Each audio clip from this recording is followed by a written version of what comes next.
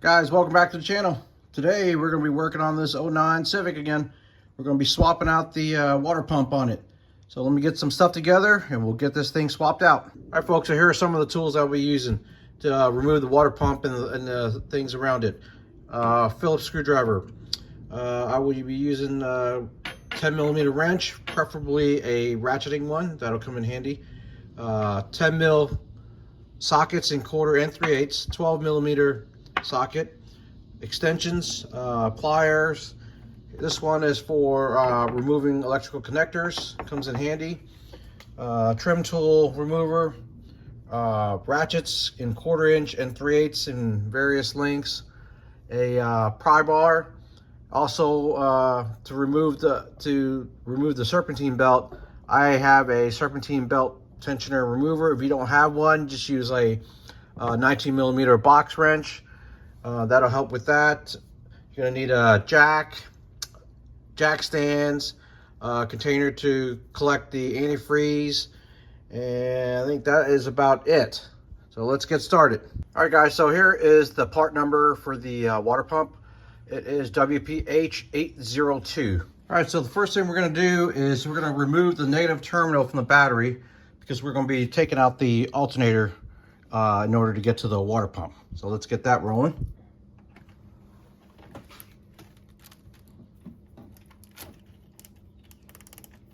All you have to do is just loosen up the bolt just a little bit and then we'll pull the terminal off. That's it. That should be loose enough. Should be just, there you go. And just make sure you keep it out of the way so it doesn't touch the any part of the battery after you've taken it off. All right, so in order to remove the alternator, we got to take the serpentine belt off. In order to do that, we're gonna have to release the tension on the serpentine belt with the belt tensioner. So what we'll do is we'll use a 19mm wrench. If you don't get one of those, box wrench will work. So what you're gonna do is put it on there and then push it towards the firewall, and it should relieve slack on the belt so you can remove it off the pulley off the alternator. So let's get that set up and I'll be right back. Okay, so to remove tension, like I said, we're gonna push it towards the firewall and then remove the belt, and then we'll slowly remove the ratchet back towards the front of the vehicle. Go ahead and push it. There you go. All right. Once you have it off one pulley, that's good enough. We'll just slowly release it back towards the front of the vehicle. Once that's off, we can work on removing the belt. Removing the alternator off the vehicle so we have more room, and then we'll get to the next part after that. Okay, so to remove the alternator, we're gonna have to remove 3 connections, 2 clips here, a nut here, and then there'll be 2 bolts on the alternator, one right here and one directly below the pulley, which you can't really see right now. But once we take those off, we should be able to disconnect a couple other things and we'll be able to lift the alternator out. So for the nut, it's going to be a 10mm.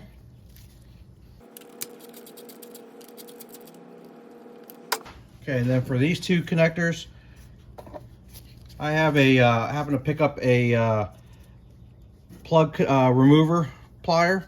So basically what happens is, if we pan over the camera on this side, swing over on this side of the camera. So what happens is it'll squeeze it so that you have more leverage in squeezing the tab up to remove it. You can see if I squeeze on it, that tab comes up. Sometimes you get connectors that are in awkward areas that you won't be able to put your fingers on to squeeze. So these pliers come in handy. So basically what you do, simply squeeze on it, then pull apart so it gives you more leverage and get into that plug and be able to remove it. All right, and then this one, we'll flip it up.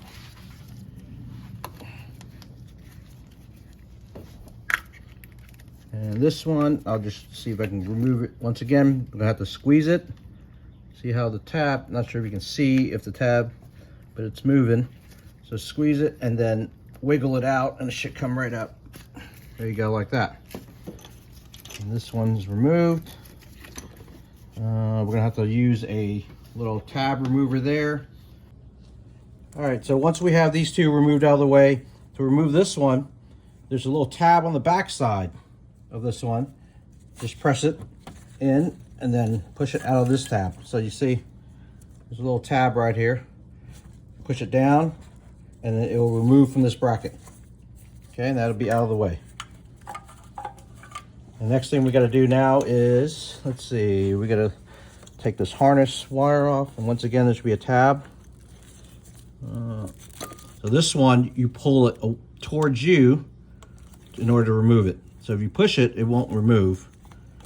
So again, see, you push it, pull it away from the harness, and it comes right off. That'll free up more room. So now we can, let's see, remove the 2 bolts. There's one here, like I said, and then there's one down at the bottom. You won't be able to see it, I don't think, with the camera. If we swing the camera around this way, and there's a bolt right here underneath that we will use to, we have to remove in order to take this alternator off. Let me get that going, right back. Okay, so the bolt that we're gonna remove the alternator with, that's held onto, it's gonna be this one right here. That's gonna be a 12 mil.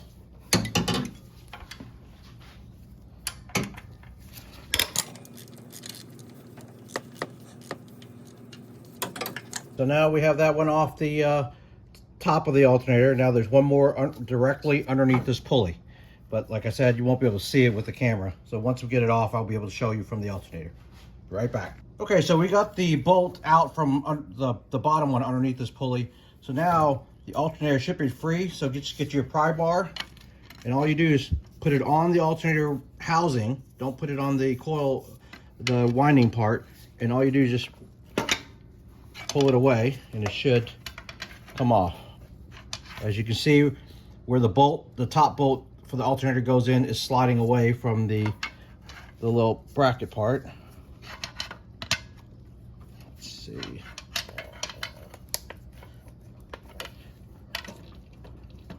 All right, that should be almost enough.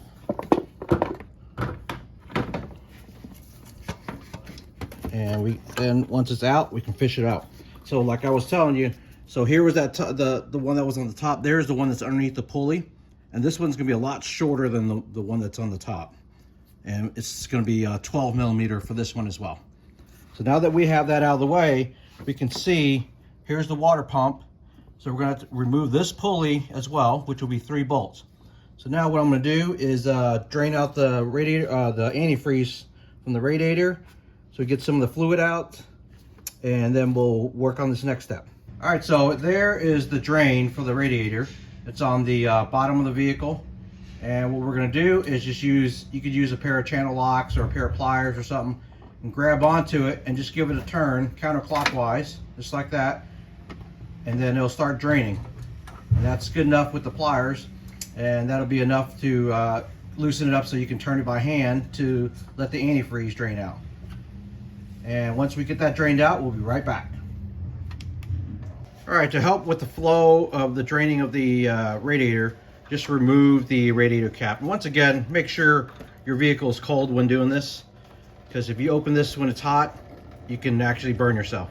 Just leave it like that. Just put the cap on it loosely, and once it's finished draining, then we'll get to the next part. Okay, so now what we're gonna do is we're gonna remove the 3 bolts that are on the water pump pulley. So what I just did is I just stuck a screwdriver. There's holes on this pulley. And then what I'm gonna do is just come in here. They're not torqued too tight, and just loosen it up. Okay, and then we'll rotate to the next one.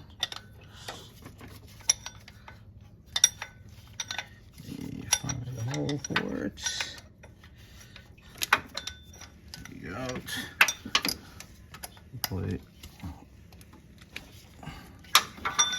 Take the 3rd one.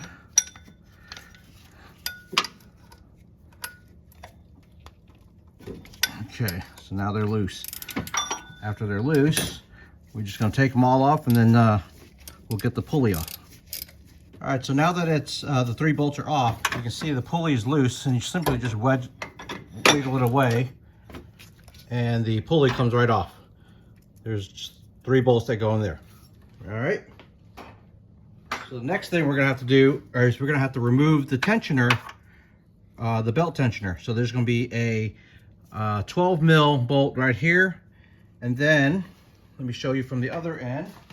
Okay, so to remove the bottom of the tensioner, that the bracket bolt, it's going to be right there.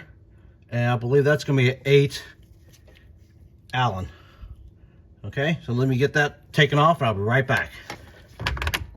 All right, so to remove this, what I used was a longer 3/8 flex head ratchet, and I was able to get in there and loosen up the bolt, because you're going to need a longer one just so you have enough leverage to remove it. Once it's loose, you just take it all the way off. So let me get that taken out. I'll be right back. All right, so now after we remove the bottom bolt on the tensioner, we're going to remove the top one, and that one's going to be a 12 mil.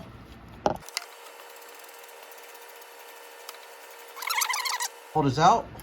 We'll just take the whole tensioner out as well.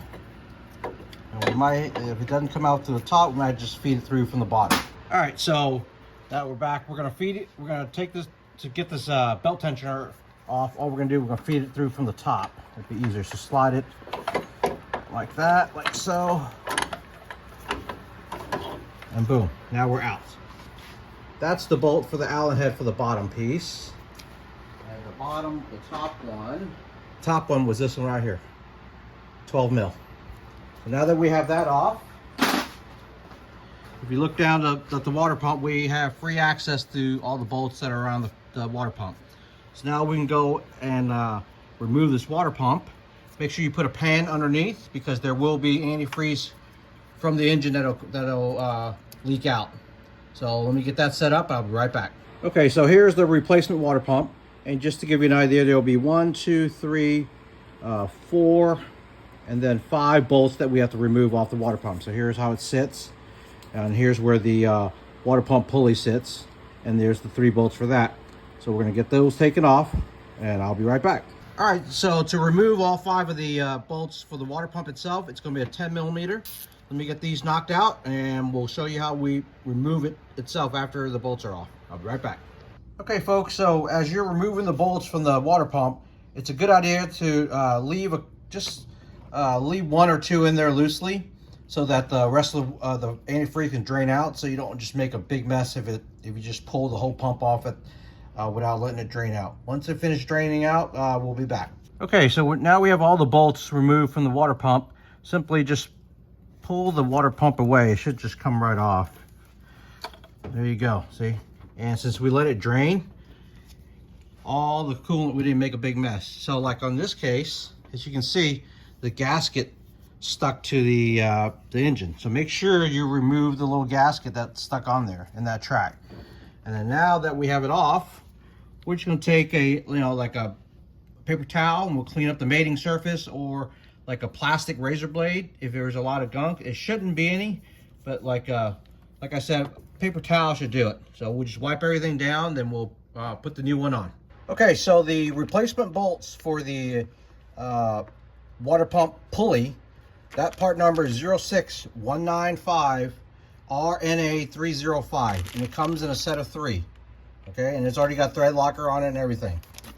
So the bolt for the water pump itself, that is a 95701 0602 08. You're going to need, I believe, 5 of these. Okay, so in case you need to replace them, that's what the part numbers are for. Okay, folks, so all the bolts on the water pump are just hand tight.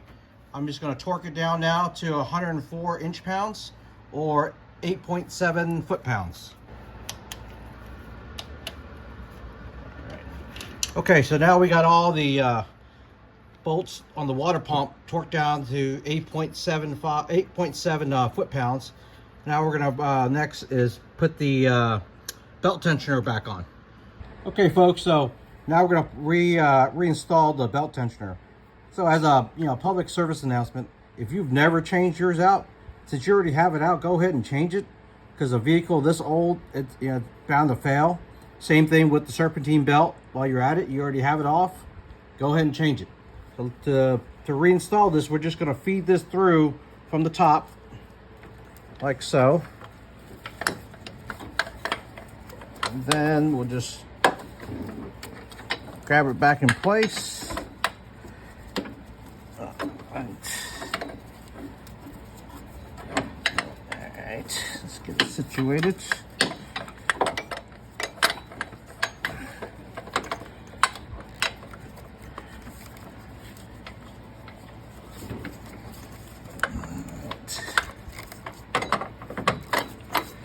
Okay, now it's in place. We're going to bolt it back down. So the top bolt on this belt tensioner is going to be 17, and the bottom one with the Allen head, it's going to be, I believe, 40 foot-pounds. All right, so once again, the bottom one, 40 foot-pounds. The top one's going to be 17. So let me get that installed. I'll be right back. Okay, so an added tip to help you put this water pump pulley back on a little easier, we're going to mark the water pump where the holes are with a white white marker, and then that way we'll be able to line it up a lot easier. All right, so as you can see, I just took a little white marker, marked it right where the holes are, just 3 times, and then once I put the pulley on, I can see the mark. It'll be a lot easier to line up the holes that are on the pulley. Okay, so on the new pulley bolts, looks like they had a revised torque specs for it. So these are going to be 13 foot-pounds for these. Let me get it torqued up and I'll be right back. Okay, so before we reinstall the alternator, this little spacer nut has to be pushed back just a little bit. That'll free up just enough gap to make the install a little bit easier. Okay, so to finally push it back out, all I just used was a brass punch, and I basically just set it right there on like a couple sides of it, and it pushed it out just enough, as you can see now. Now the nut is not flush with the alternator, it's sitting back a little bit. That should be more than enough to allow us to have an easier install. Let me get this put in, I'll be right back. All right, so here we go, folks. So like I said, we pushed that back just a smidge, just a hair. It makes that install so much easier, so you're not fighting it. So once we'll get the longer one, remember there's 2 bolt sizes. The longer one goes on top, the shorter one goes on the bottom.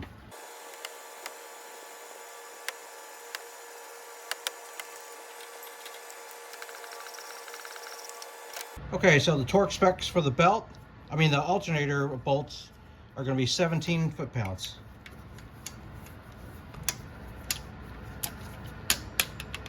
All right, folks, so here's another little tip for you. Let's just say, for example, when you were removing it, you accidentally broke the tabs off the holder, the zip tie holder. You can go on Amazon. They have a whole bunch of these. They have different styles that are replacements that'll be perfect for these. So all you do is just get the one that fits, put it back on the area that you need to zip tie. So first, get it on there first.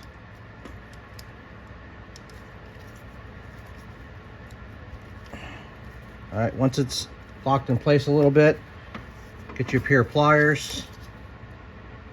And we'll tighten it down a little more. And get it near to the area that you need it for.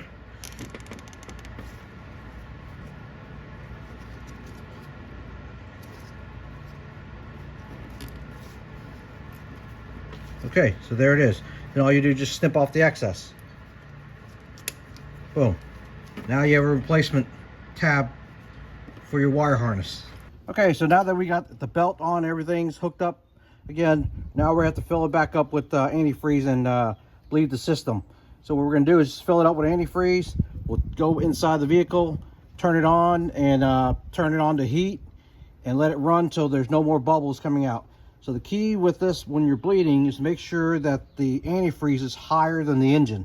That way you don't have any end up with air pockets in the engine, which can cause you to have a overheat.